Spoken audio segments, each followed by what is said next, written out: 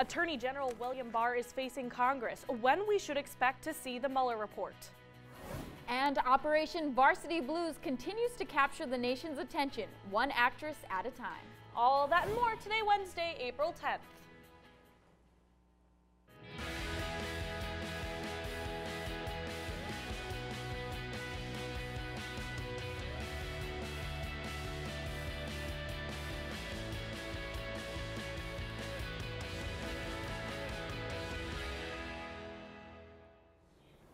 Good morning, Emerson. I'm Juliana Bruno. And I'm Kimberly Wilborn, filling in for Sydney today.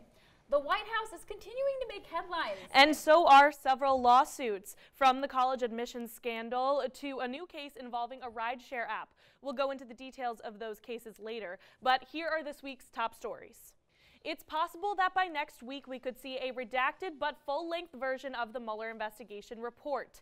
This comes after Democrats were unhappy with Attorney General Barr's summary of the document. Barr's letter said special counsel Robert Mueller did not find a criminal conspiracy between Russia and Trump associates, and that Barr did not think the evidence in the report proved that President Trump obstructed justice. Barr defended his reasoning for releasing a 4-page summary, suggesting that he knew the gist of it before it was submitted. The nearly 400-page report is now being scrubbed of grand jury information and details relating to pending investigations. Barr told Congress Tuesday that his team plans to simplify the report before releasing it to the public. We will color code the excisions from the report, and we will provide explanatory notes describing the basis for each redaction. Even the U.S. Secret Service Director isn't safe from President Trump's leadership change. Director Randolph Ailes, known as Tex, was told there would be a change in leadership, but was asked to stay on until they found his replacement. Other Secret Service officials had no idea about these shifts and are only finding out as news breaks. White House Press Secretary Sarah Sanders says James M. Murray, a career Secret Service member, will be replacing Tex at the beginning of May. A California judge blocked the Trump administration's policy that would have forced some asylum seekers to stay in Mexico until their court dates. The ruling was in response to a lawsuit by the ACLU and other advocacy groups on behalf of 11 asylum seekers from Central America. The suit argued that the administration's policy violated humanitarian law. However, the judge is not implementing the ruling right away, which gives the government time to appeal. The ruling is a setback for the Trump administration. They had hoped that the asylum protocols would discourage migrants from seeking refuge in the U.S. 13 parents have now pleaded guilty in the college admission scandal, among them actress Felicity Huffman. New charges have since been brought against Lori Loughlin and 15 others. The charges are for conspiracy to commit mail and wire fraud and now money laundering. In total, 33 parents are accused of scheming to get their children into elite schools. Their schemes included bribing and cheating. Those who pleaded guilty are now waiting to find out if they face jail time. A new lawsuit alleges that 9 people were sexually assaulted by fake Uber drivers in Los Angeles between September 2016 and February 2018. The lawsuit filed by 3 of those individuals, listed as Jane Does, accuse Uber of negligence for failing to warn passengers about fake drivers who target females in the area who have been drinking. According to the complaint, police warned Uber on at least 5 occasions of assaults by fake Uber drivers, all within the same section of Los Angeles that has several popular nightclubs. The lawsuit also alleges that Uber makes it too easy for sexual predators to print fake Uber labels for their cars. Well, that's all for the news. Let's now go to our weather correspondent, Alex Haskell, with the 5-day forecast. Alex? Hey guys, today we'll see temperatures close to 50 degrees. It will be a mix of sun and clouds. Those winds will now be out of the northwest. We won't have that onshore influence like we did yesterday. It made for much cooler conditions, but we will not see those today. But we will see a chance of clouds building up, especially along the coast, and an isolated shower. For the 5-day, again, today we'll be seeing an isolated shower come through, and that will change for tomorrow. Dry and pleasant on Thursday. Temperatures again in the 50s. Friday, rain does approach late afternoon, but expect on seeing temperatures ahead of that front close to 60 degrees. Then Saturday, we're starting off in the 70s. It's going to be another pleasant day to start the weekend. Then Sunday, it'll dip back down into the 60s. So guys, we have had some ugly weather lately, some rain, definitely wet, but I think it's paid off. We're seeing a lot of green on the common. Have you guys seen it walking by? Pretty grass, A little bit, yeah. I'm really wanting the sun to come out, though. I know.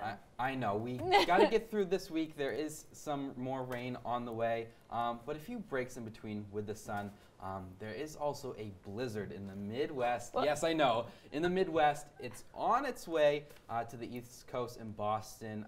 I think it'll hit us around Saturday with some rain. Again, not ideal, but it'll definitely pay off. April showers bring May flowers. Yes, absolutely. like your Right? dress. Oh yes, I really dressed the part today. Well, thanks, Alex. Of course. Now let's go to Angel Salcido, who will tell us about an unlikely basketball team making history. Well, let's lead off with the biggest story in sports, the NCAA championship game. Virginia beat Texas Tech on Monday to secure the school's first ever men's basketball title.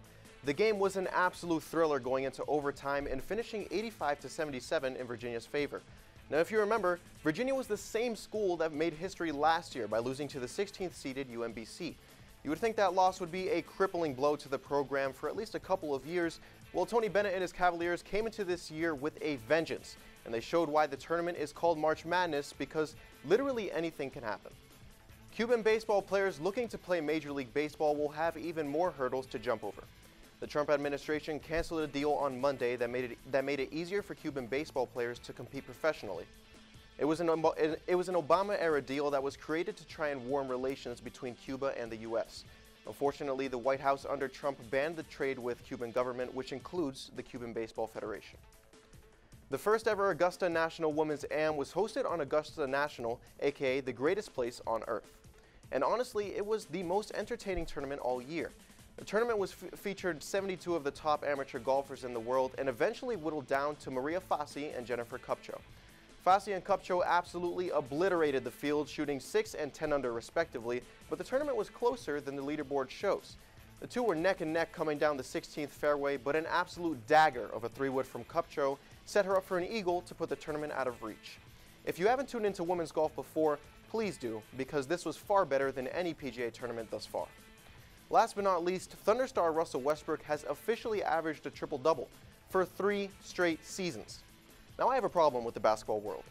The first time Russell did this, everyone was hysterical over him making history by being the second person in history to do it. Now the guy has done it 3 times in a row, and it's not impressive anymore. I mean, the guy's not even in the MVP conversation. Think about what a triple-double is. It's a minimum of 10 points, 10 rebounds, and 10 assists. Now Russell has blown those numbers out of the water for 3 straight seasons, and for some reason everyone just expects him to do it. We are witnessing basketball history, folks, and those of you minimizing his accomplishments, you'll miss him when he's gone. That's all I have in the world of sports. Back to Juliana and Kim. Let's now hear from Maria Sato, who's got an inside look into an awards show celebrating Emersonians. The Emerson Recognition and Achievement Awards, also known as the ERA Awards, is an Emerson tradition where it celebrates students and campus leadership. It was held at the Paramount Center on Friday night. At no cost to the students, the ERA Awards opened their show with 2 senior student hosts. Students and faculty came on stage to honor recipients of the awards with speeches. There were 3 key performances throughout the award show. The performances began with the school a cappella group, the Troublemakers, which were followed by the Emerson Urban Dance Group, and then wrapped up by a performance from the band White Elephant. I was pleasantly surprised. I wasn't expecting it to be this intense.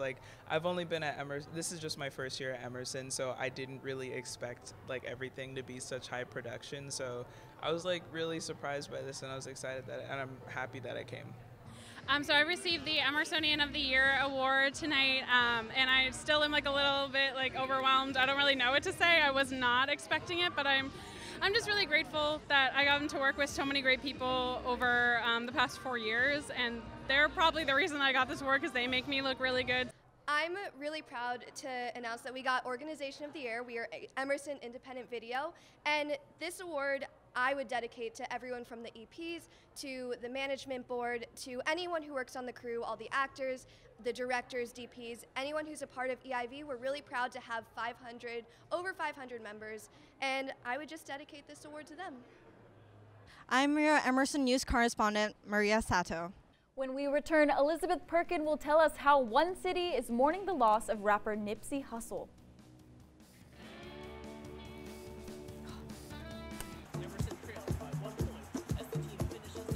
Camera one, close one, number 33. Thanks, Joe. 10 seconds left. Emerson.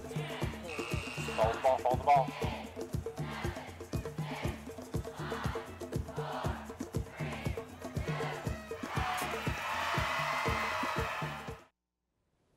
Welcome back to Good Morning Emerson. Elizabeth is here to give us some insider knowledge about the one TV show we are all sad to see ending. Thanks, Kimberly and Juliana. Fans will be able to honor Rapsy Nipsey Hussle. A celebration of life and legacy ceremony will be held for Hussle at the Staples Center in LA. The service will take place tomorrow, free to anyone who wishes to attend. Nipsey was shot and fatally killed outside of his Los Angeles clothing store last week. Eric Holder has pled not guilty to Hussle's murder, 2 counts of attempted murder, and possession of a firearm by a felon. Beyoncé is dropping a documentary on Netflix. The singer's 2018 Coachella performance will be premiering on the streaming service April 17th. The documentary will be known as Homecoming, as her performance pays homage to America's historically black colleges and universities. Beyoncé is the first woman of color to headline the annual festival. The 2019 Academy of Country Music Awards did not disappoint. Country superstar Reba McEntire hosted the show for the 16th time. Some of the big winners include Casey Musgraves, who won Female Artist of the Year and Album of the Year for Golden Hour. Dan and Shay's hit Tequila scored Single of the Year and Record of the Year. They also won Duo of the Year. Keith Urban won Entertainer of the Year.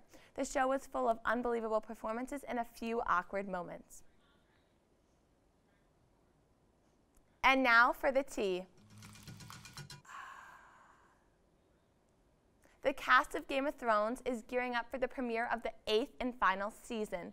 Little is known about the hit HBO fantasy drama, as the show went to great lengths to keep it all spoilers from leaking.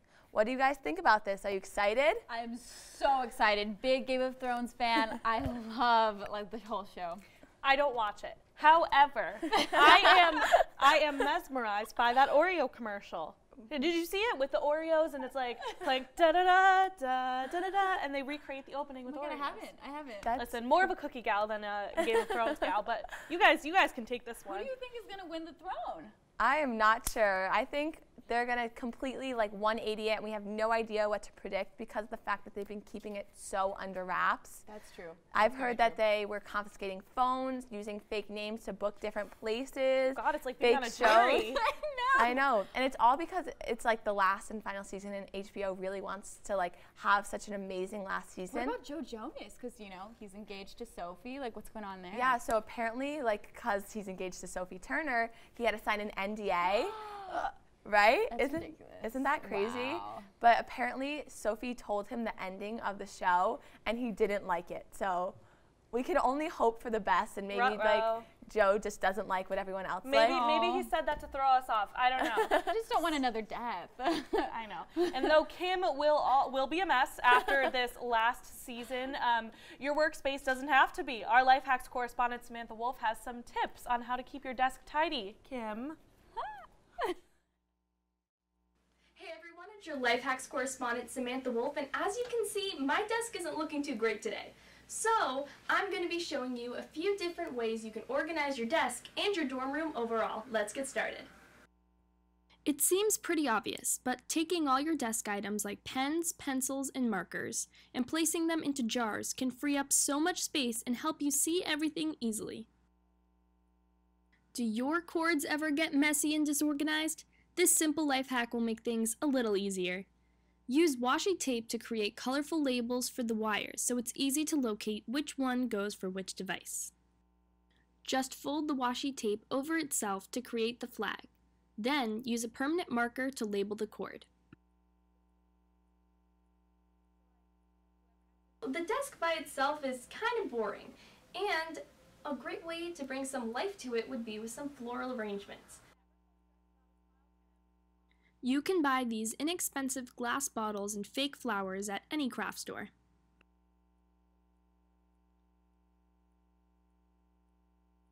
Even though they're fake, these flower arrangements will really bring a smile to your face and some life to this boring desk. I hope you had a great time watching this video, and maybe you'll use some of these life hacks on your own. Till next time.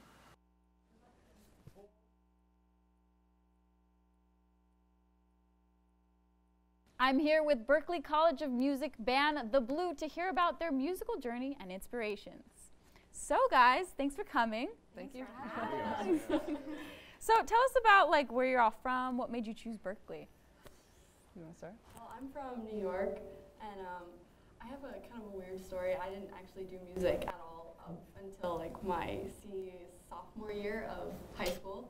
I was mostly into dance and acting, that kind of thing. And I started writing music like in the middle of high school and really fell in love with it. And I guess Berklee's the place to do that. So I found out how to get in. Yeah.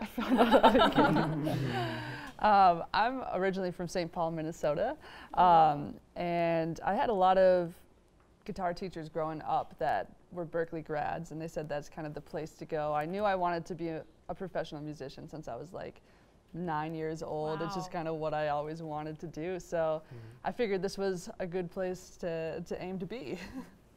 I'm also from New York. India and I actually went to high school together. Fun cool. fact. Not sick of each other yet. So. And I go to Berklee for music business, and it's one of the best in the country, so thought that would be a good place to go. Very cool, very cool. Yeah, I'm from the south of France. Oh, wow. So yeah, change the scenery.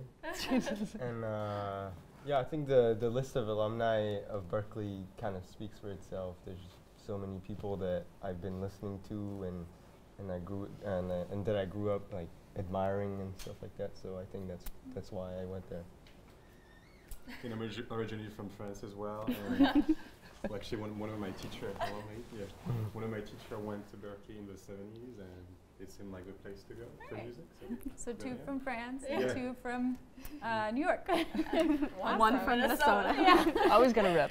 And so you guys kind of told me how you got into music, but what brought you guys together? Like I know you knew each other, but what brought you all together? Well, India and I, we started Berklee at the same time. And India needed someone to accompany her for, well, it was some Berklee audition. It was like storytellers, like music showcase or something. Yeah, so her roommate was actually one of my friends, and so they called, well, India called me up and was like, will you play guitar for me for this? So we did, and it worked out. We didn't get the gig, but well, but we're like, hey, we should start a band. We love they that. did say like you guys should play together more, so we took that advice, but they still Like, wouldn't fine, listen, maybe. so. All right, so that's all we have right now. But when we come back, Juliana will be playing a fun game with our musical guests, The Blue.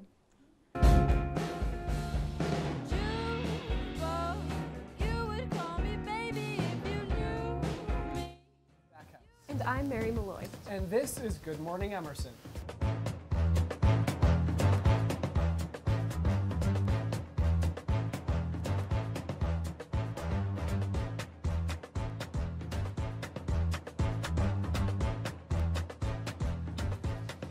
Wake up with us.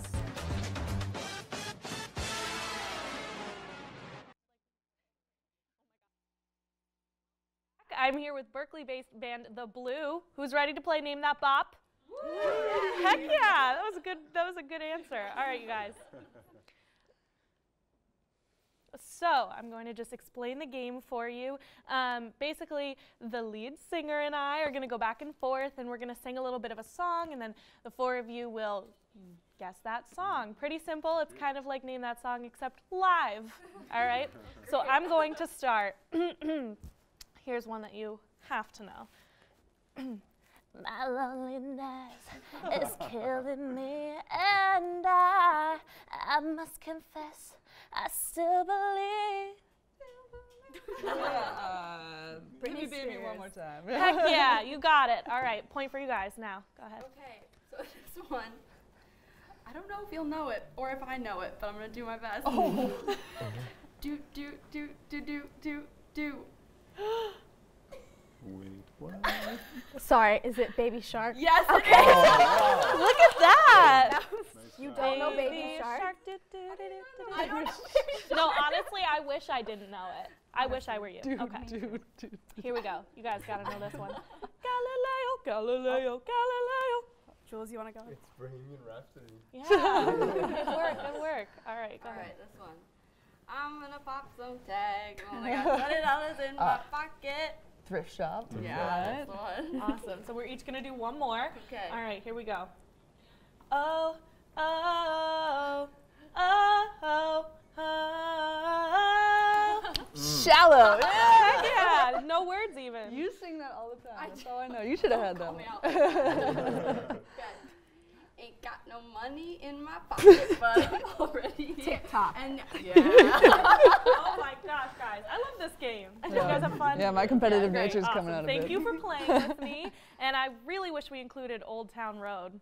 You guys know? I don't know it. Go listen to it. Let's go to Natalie Benoit, who has the horses in the back. I mean, all the things trending on the web. Believe it or not, the viral hit Old Town Road wasn't country enough for Billboard's Hot Country chart. So rapper Lil Nas X recruited the legendary Billy Ray Cyrus for the remix. The collaboration has been a major success, with the song topping at #1 on Billboard's Hot 100. The newbie and veteran made Old Town Road a viral sensation, drawing in fans including Miley Cyrus. 17-year-old student Erin Bischoff was born with osteogenesis imperfecta, commonly referred to as brittle bone disease. And although she's in a wheelchair, Bischoff doesn't see herself as any different from her peers at Hasbrook Heights High School. Her confidence and positive energy helped the young actress land the role of Dorothy for her school's production of The Wizard of Oz. Alongside Bischoff is her service dog, Gage. She and her loyal golden retriever made a dynamic duo on stage as Dorothy and Toto. Sometimes it feels like it's Ari's world and we're just living in it. The pop singer Ariana Grande has been releasing new music for the past few months, and she's recently dropped a new single with Victoria Monet. Their new song, Monopoly, caused an uproar online. Some fans love the pop vibe, while others accuse Grande of queerbaiting. Her line, "I like women and men," has left many fans confused as to whether or not the artist actually identifies as bisexual. On Twitter, the 25-year-old singer responded by saying she doesn't believe in labels. And the controversial YouTuber Jeffree Star is back under the spotlight. Star is a self-made multi-millionaire beauty guru who specializes in high-quality makeup products. Star recently released his newest collection, Blue Blood, but instead of celebrating, he's now seeking help from the FBI. A massive robbery occurred in one of Star's warehouses over a week ago, and apparently $2.5 million worth of makeup was stolen, including one entire shade of foundation that hasn't even been released yet. Well, that's all I have for What's Trending. What are your thoughts? Share the hashtag WTGME and let me know. We'll hear a live performance from The Blue when we return from this short break. Don't go anywhere. You're watching the Emerson Channel.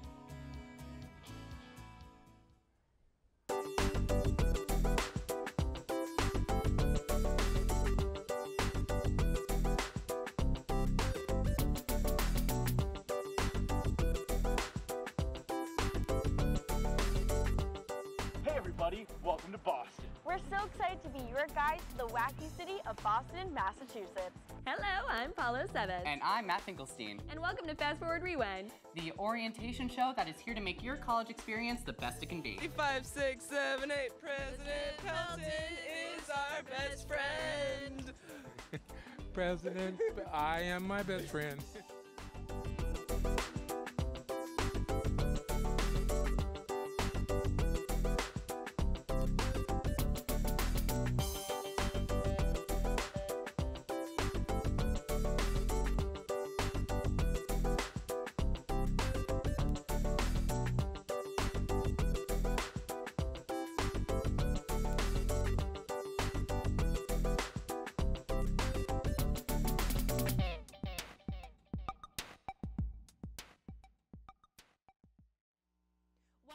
to Good Morning Emerson. Berkeley band The Blue is here to perform their song Junebug.